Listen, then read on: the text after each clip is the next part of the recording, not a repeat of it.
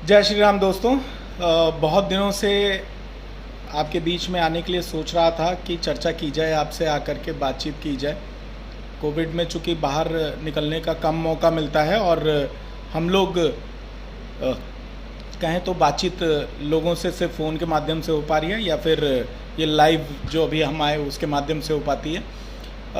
चूँकि अभी मैं कुछ दिन पहले एक अजीत अंजुम पत्रकार हैं, उनका वीडियो देख रहा था। वो वीडियो बेसिकली था कि भारत द्वितीय स्थान पे था 20 करोड़ टीके लगा करके। और मैं सिर्फ और जब मैंने पूरी वीडियो को ध्यान से सुना कि आखिर क्या कारण है, क्या चीज़ को बहुत गूढ़ ऐसी बता दी उन्होंने कि जो आपको ये दैनिक जागरण के माध्यम से और तमाम मीडिया के माध्यम से परोसा जा रहा है वो बहुत ही गलत आंकड़ा है। क्योंकि तो मुझे लगा कि क्या जो इन्होंने बताया कि भारत द्वितीय स्थान पे है वो 20 करोड़ टीके लगा के, कि क्या ये गलत बात है?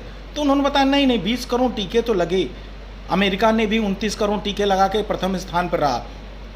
ब्रिटेन में 6 करोड़ टीके लगे, 6.1 करोड़ टीके लगे।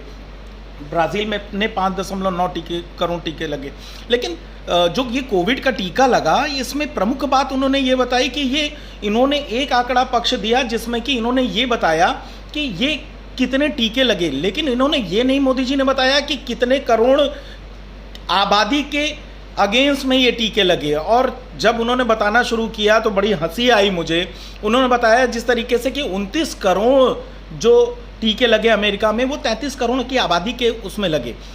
33 करोड़ की आबादी थी जिसमें कि 29 करोड़ लगे। ब्रिटेन में 6 करोड़ के टीके लगे कोविड के, जिसमें कि 6.6 करोड़ उनकी आबादी थी। ब्राज़ील में भी उसी तरह उन्होंने बताया कि 4.5 करोड़ टीके लगे जिसमें उनकी 8 करोड़ आबादी थी। मुख्य मुद्दा ये था कि 135 करोड़ भारत की 135 से 140 करोड़ आबादी है जिसमें कि मात्र 20 करोड़ को ही टीका लगा। 20 करोड़ आबादी का मतलब ये हो गया कि लगभग 3 से 4%।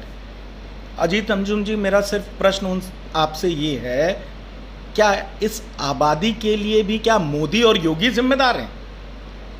मेरा प्रश्न अजीत अंजुम जो पत्रकार महोदय हैं, जो सिर्फ नफरत की और सिर्फ देश को भटकाने की जो बात कर रहे हैं, जब उन्होंने बताया कि 20 करोड़ सिर्फ टीके लगे, मैं बताना चाहूंगा उनको कि ये जो America, Britain, Brazil, Germany, France की बात कर रहे हैं, ये सब विकसित देश हैं।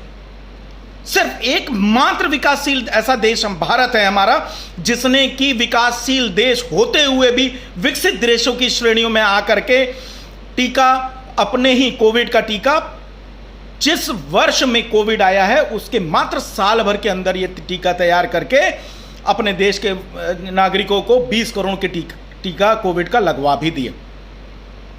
शायद उन्होंने अधूरी जानकारी दी थी। एक जानकारी उनकी दुरुस्त कर दूं मैं। पहली चीज तो ये दुरुस्त हो जाए महोदय, जो आप देख रहे थे, जो आंकड़े 20 करोड़ के आप दिखा रहे थे, उससे पहले एक आंकड़ा शायद आपको पता है लेकिन आप छुपा ले गए। लेकिन अब मैं बता दूं, आप सबको पता होगा टिटनेस की बीमारी को। टिटनेस की बीमारी आने के बाद 1924 में पहला टीका बना था। जान के आश्चर्य होगा, 54 साल बाद वो टीका हमारे भारत में आया। 1978 में 54 साल बाद। इंसेफेलाइटिस की बीमारी आप सब लोग जानते होंगे। 1930 में जापान में पहला टीका बना था और 2013 में 83 साल बाद वो टीका भारत में आ पाया। शर्म करिए, आपको समझ में नहीं आ रहा है कि आप क्या बात कर रहे हैं भारत की जनता से। पोलियो का टीका 1955 में बना और 1955 में भारत में कब वो टीका आया? 1978 में, 23 साल बाद। हेपेटाइटिस बी का टीका 1982 में बन गया था, 2005 में भारत में आया, 23 साल बाद। इस तरह के बहुत सारे टीके हैं। रोटा वायरस 1998 में ये टीका बना और 2015 में ये टीका आया, 17 साल बाद। वहीं अगर कोविड की अगर बात करें, कोरोना वायरस 2020 में आया और 2021 में टीका बन के भारत में तैयार हो गया। महोदय, ये दृढ़ इच्छा और दृढ़ संकल्प ही था जो विकसित देशों की श्रेणी में भारत जैसे विकासशील देश को ला करके खड़ा कर दिया। हमें किसी से टीका मांगने की जरूरत नहीं पड़ी। ऐसा नहीं है कि गलतियां नहीं हुई हैं, गलतियां हुई, बहुत सारी गलतियां मानव हैं, बहुत सारी गलतियां होती हैं, लेकिन ऐसी कोई गलती नहीं कही जा सकती। देखिए, मैंने पहले लिखा है कि मेरे लिए देश प्रथम है, धर्म द्वितीय स्थान पे है। जब इस तरीके की मानसिकता देखते हैं तब पता चलता है कि हमारा देश 800 सालों तक मुगलों का और उनके चले जाने के बाद भी 100 साल तक ऐसे बिना शासक के लोगों ने जो है राज्य किया हमारे भारत देश पे, आप जैसे लोगों की वजह से 150 साल अंग्रेजों ने हमारे ऊपर शासन किया। क्या कारण था? यही सब जो जयचंद हमारे देश में छुपे हुए हैं। मैं ऐसा नहीं कहता कि विरोध ना किया जाए, बहुत अच्छी बात है और मैं भी करता हूं विरोध। अपनी ही पार्टी में जहां गलती करेंगे हम विरोध करेंगे, लेकिन जहां पे अच्छाई होगी वहां पे हम उनको उत्साहित भी करेंगे और बताएंगे कि हम आपके साथ हैं।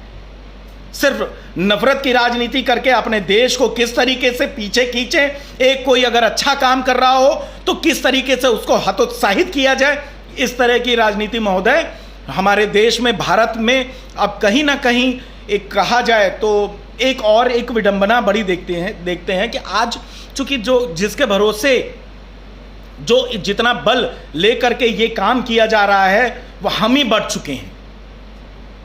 मैं कभी देखता हूं कि भगवान रामचंद्र ठाकुर थे, लेकिन यार सिंह क्यों नहीं लिखा उन्होंने? कृष्ण जी यादव थे, लेकिन उन्होंने कभी यादव नहीं लिखा। कृष्ण यादव कभी सुना आपने? ब्राह्मण जो थे, परशुराम जी थे, ब्राह्मण थे, लेकिन कभी उन्होंने पांडे या शर्मा नहीं लिखा कि परशुराम पांडे। मैं सिर्फ इतना कहना चाहूंगा, ये क्या हो गया? क्यों बट गए हम? क्या फिर से वापस गुलाम होने की तरह तेजी से बढ़ रहे हैं हम? चेत जाइए, जाग जाइए।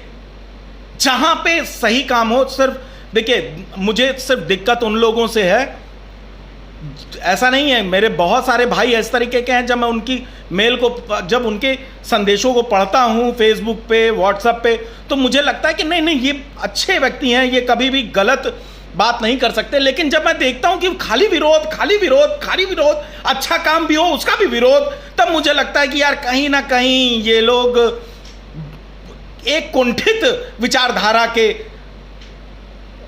प्रतीक हो चुके हैं। और चूंकि मैं, देखिए, बहुत ज़्यादा बात करना बहुत अच्छी बात नहीं होगी, लेकिन मैं इतना ही कहूँगा कि जब ज़िंदगी आपको दोबारा मौका दे कि पुरानी गलतियों को ना दोहराया जाए, हम पुराने वापस से गुलाम ना हो जाएं, तो हमें पुरानी गलतियों को नहीं दोहराना चाहिए। मैं सिर्फ इतना ही कहना चाहूँगा और बस एक ही बात कह करके मैं अपने बातों को विराम दूंगा कि सिर्फ दो ही व्यक्ति अपने विचार नहीं बदल सकते। दो ही व्यक्ति, मूर्ख और मृतक, दो लोग ऐसे हैं जो अपने विचार नहीं बदल सकते। बाकी प्रभु इच्छा है। जितने भी लोग हैं जिनको मैं देखता हूं, बस मैं साधुवाद कहूंगा उन सब मित्रों को जो अपने देश को संगठित करने के लिए, जो अपने लोगों को, जिससे कि हमारा देश एक वाकई में जिस तरीके से काम हुआ है, जिस तरीके से कोविड पे नियंत्रण पाया गया है, हम सब मिल करके अगर साथ आएंगे, देखिए वही मैंने कहा ना, जयचंद नहीं मानेंगे तो फिर कोई बात नहीं है, लेकिन हम सब लोग जो कि अपने देश को संगठित और गुलाम होते नहीं देखना चाहते, मैं चाहूँगा कि सब एक साथ आएं और बिल्कुल भारत माता की जय का उद्घोष करते हुए इस बात की प्रतिज्ञा करें कि जहाँ पे हमको लगेगा कि जहाँ पे जो ये बहुत अच्छी चीज़ हुई है, हम निश्चित रूप से हम सब एक होके काम करेंगे। हम जहाँ पे ज़रूरत होगी कि एक सहयोग की, हम आके सहयोग करेंगे। बस इतना ही कहते हुए हम दोबारा बहुत जल्दी फिर मिलेंगे। जय श्री राम दोस्तों, भारत माता की जय, वंदे मातरम।